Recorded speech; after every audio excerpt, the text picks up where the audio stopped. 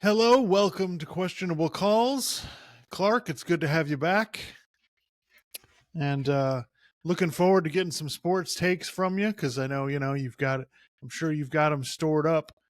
But first and foremost, let's talk about the Dolphins just in general. What's what's your take on this season?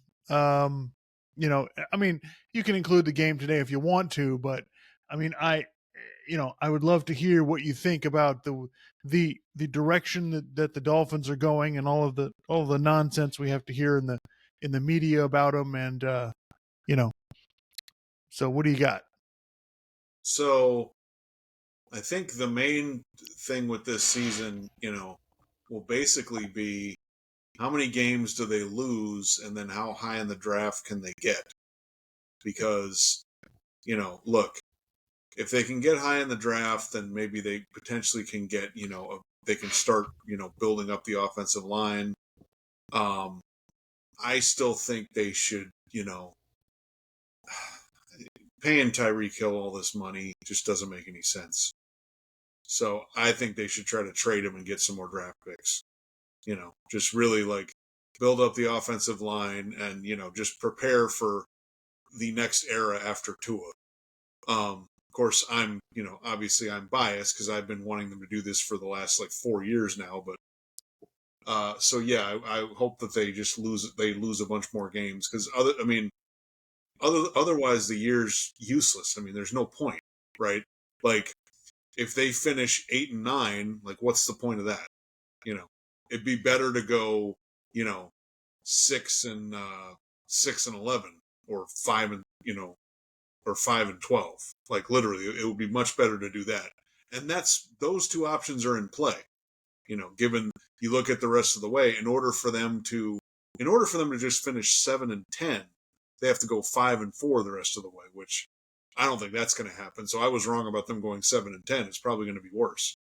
Um, so yeah, hopefully they lose a lot of games, but as Dolphins fans, we know that's probably not going to happen. I mean, if they had lost more games the year Tua was drafted, maybe we'd have Joe Burrow.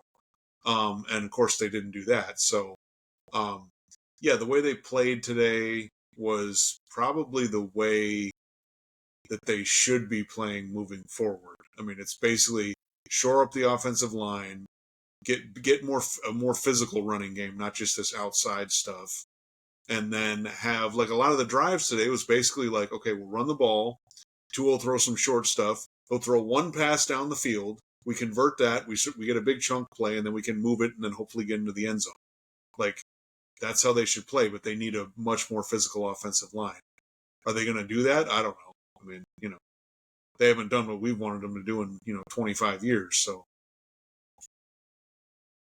Yeah, I thought today the way that they played today, this is what the Dolphins really are. Forget all the high flying. Oh, we're going to throw it to Tyreek Hill and we're going to make all these plays and we're going to be this crazy offense and all of that.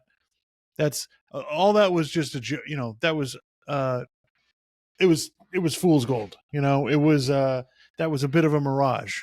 That's not really how you win and how you beat good teams in the NFL.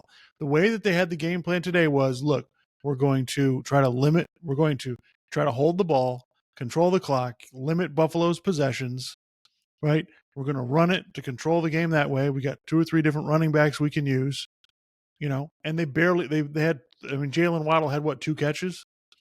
It's just kind of like, so it's like, it's just kind of funny to me. And, you talked about you brought up trading Tyreek Hill. I was thinking earlier today, well, they'd get more value for trading Jalen Waddle. And everybody's like, oh man, how can you do that? Yeah, but you can draft receivers. Like, receivers are not like the most impossible thing to get. You're not going to draft Tyreek Hill though, but you can draft another Jalen Waddle. Why not? Green Bay's got well, four of them. yeah. Well, the other thing is like I people need to understand this. Like the previous 2 years, that's done. That's not happening again. Tua's not going to throw for 4,500 yards. That's not happening again. So I think, like, to me, it's just the hilarious thing to me is like in the off season, all these people thinking that the Dolphins are close, and I'm just like, they're not close. And this year they'll go, well, Tua got hurt. Yeah, but look how they played when he was out. like if you were close, you wouldn't have played that poorly when Tua wasn't in there. So yeah, they're clearly not close. They need to really build stuff up, and so it just, like I was saying, it doesn't make sense to be paying. They're paying Tyreek and they're paying Jalen Waddle in addition to Tua. It doesn't make sense to be doing all that. When the team is clearly, they're at their best, they're a mediocre team. If Tua didn't get hurt, you could make an argument they'd be like 500. Okay, that's about which is what most teams are really. So yeah, that's kind of what they are. So they need to, and I think we talked about this a little bit before. They sort of built their team to compete in like 2020 and 2021.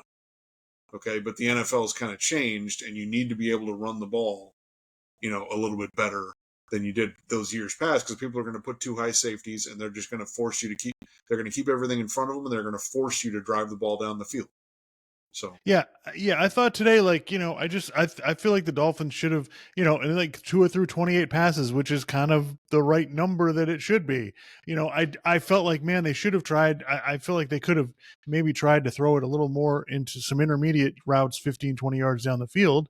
So I thought, maybe they could have tried to get, but I never saw. And the other thing is, like, why don't they never do like a hard play action? They were running the ball really well today. Do a hard play action, max protect, put two guys out in the route, and let them, and try to make a big play. Maybe you'll catch the defense off guard. But they never did that. So it's just kind of like, and then the one deep ball he did complete to Tyreek Hill was, of course, short and took forever to get there.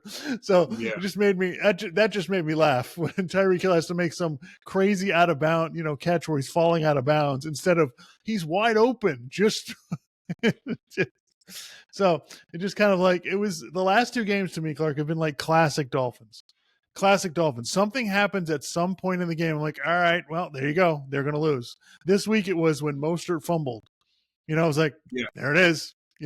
Last week was when the ball went right through to his hands on the snap and out of the back of the end zone. I was like, okay, here we go. We're going to lose. We're going to figure out how to lose this game. So it's just like, man, like if you got money out there, man, if the Dolphins are ever favored, take the other team. If you're getting points against Miami, you got to take it.